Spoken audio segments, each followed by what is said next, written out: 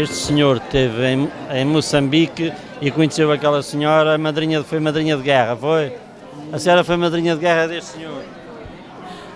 Era o que era tradicional antigamente.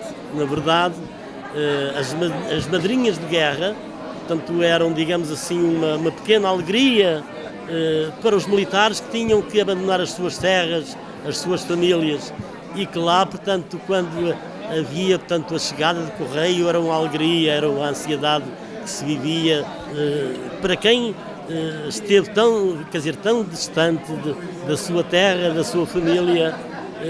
Eram momentos inesquecíveis. Sim, eu ia perguntar que o dia que recebiam uma carta, tanto da madrinha como dos pais, devia ser um dia de festa. Não haja dúvidas. Havia uma ansiedade enorme e eu assisti a algumas situações de alguma tristeza de algum colega que, quando era distribuído os aerogramas, sobretudo, e que não tinha nenhum para ele.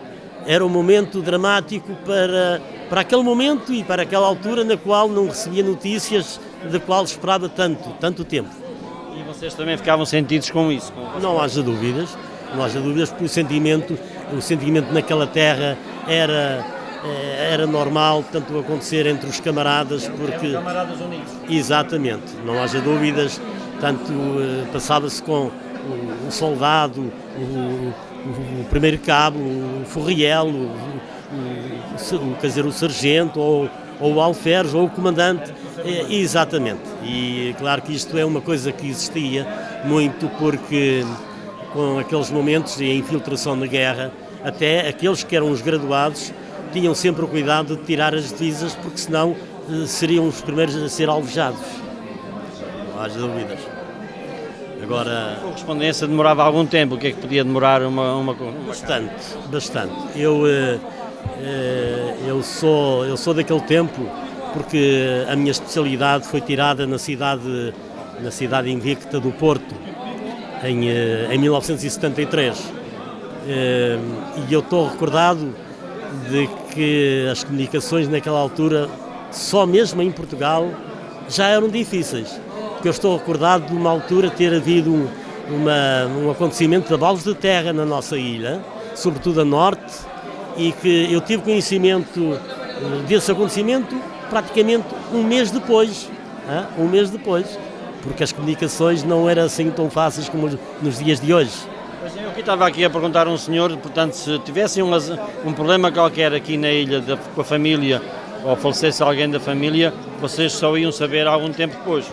Não haja dúvidas, porque para além do cenário onde nós estávamos envolvidos, é normal que as comunicações não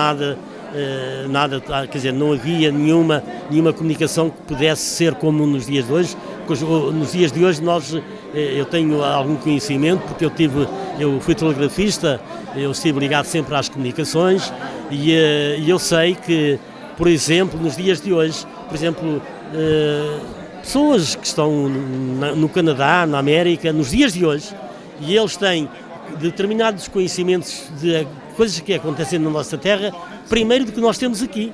Porque se acontece no princípio do dia, nós estamos no nosso trabalho, só ao final do dia que temos conhecimento. A evolução. Exatamente, não haja dúvidas. Mas independentemente disso, o que eu gostaria de transmitir neste momento é o seguinte. Eu tive a felicidade de partir porque eu estive em Moçambique, na região militar de Moçambique, e eu parti 3 semanas depois do 25 de Abril, porque eu estava em formação no RTM no Porto, quando a primeira intentona do 16 de Março saiu das Caldas da Rainha, o movimento dos capitães. E eu recordo-me que naquela altura estávamos, que eu estava com outros colegas meus, preparados para vir para os Açores, e ficámos retidos na unidade. Depois eu vim para Ponta Delgada, vim gozar a mobilização porque já estava mobilizado para integrar o último pelotão que partiu de Portugal para a região militar de Moçambique, foi o 4813, que tive lá vários colegas, sobretudo de São Miguel e da Ilha Terceira, porque eu era especialista, digamos assim, mas eu tive a felicidade de ter assistido ao 25 de Abril na minha ilha. Eu estava em Santo Amaro do Pico, quando tive conhecimento daquilo que aconteceu em Portugal, porque eu estava a gozar os 10 dias de mobilização. No dia 26 parti para a Ilha Terceira, no dia 27 fui para a Ponta Delgada, 28 em direção, digamos, ao continente, porque fui me integrar na companhia que estava na Amadora, e com destino, portanto, para ir para Moçambique, e tive a felicidade de festejar em Portugal o Dia da Liberdade. O primeiro dia de maio, em Liberdade, estava na Amadora e juntei-me, portanto, com outros colegas que vieram até à Avenida da Liberdade festejar o 1º de maio em Liberdade. Depois, três semanas depois, quer dizer, parti de avião, já não foi de barco como antigamente se fazia, ou antes daquilo ter acontecido. Parti, portanto, para Moçambique. Eu, na brincadeira, às vezes dizia que levei comigo uma bandeira na qual fui anunciar a paz àquele povo, porque aquele povo sofreu imensas atrocidades, que eu tenho alguns conhecimentos daquilo que se passou, e quando eu comparo, portanto, daquilo que eu tive conhecimento com aquilo que está acontecendo nos dias de hoje na Ucrânia, há coisas semelhantes que não vale a pena talvez revelar, mas que 50 anos, ou quase 50 anos depois, nunca era pensável, portanto, no meu imaginário, ver atrocidades da maneira que está a acontecer na nossa vizinha Ucrânia, infelizmente. Eu tenho um filho que neste momento está naquela zona, que está na Polónia, fica com a fronteira com a Ucrânia, que às vezes eu estou na minha residência, no meu espaço, mas que de noite não consigo estar sempre a descansar, porque estou sempre a pensar na qual algumas coisas poderão acontecer para além daquilo que enfim, que deveria ser, portanto, a paz, a segurança, o bem-estar das pessoas.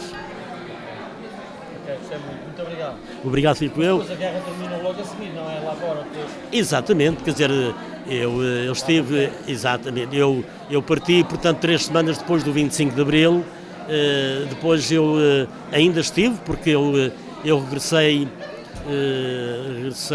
no dia 14 de maio, a independência de Moçambique deu-se a 25, quer dizer, foram poucos dias depois.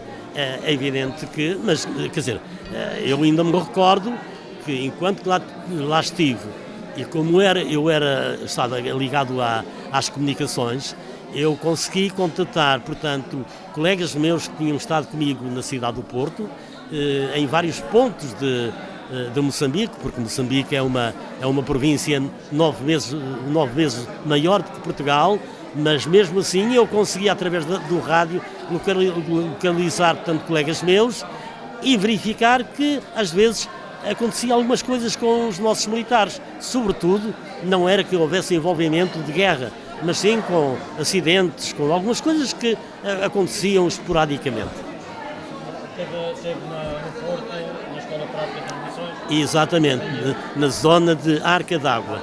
A Arca d'Água. Eu pernoitava e tive vários colegas, e na altura eu tinha, digamos, do meu curso, eu tive a melhor nota, que trazia a guia de marcha dos colegas para os Açores, e eu estou recordado que eu e um moço de Lisboa, naquela altura, fomos convidados para ingressar na Marconi, mas eu queria era voltar aos Açores, mas não tive essa felicidade, porque tive que, naquela altura, toda a gente ia até às colónias, porque estávamos envolvidos naquele conflito. Para mim a tropa foi muito importante, que a praticar na Escola de Comunicações foi um passo para depois ser.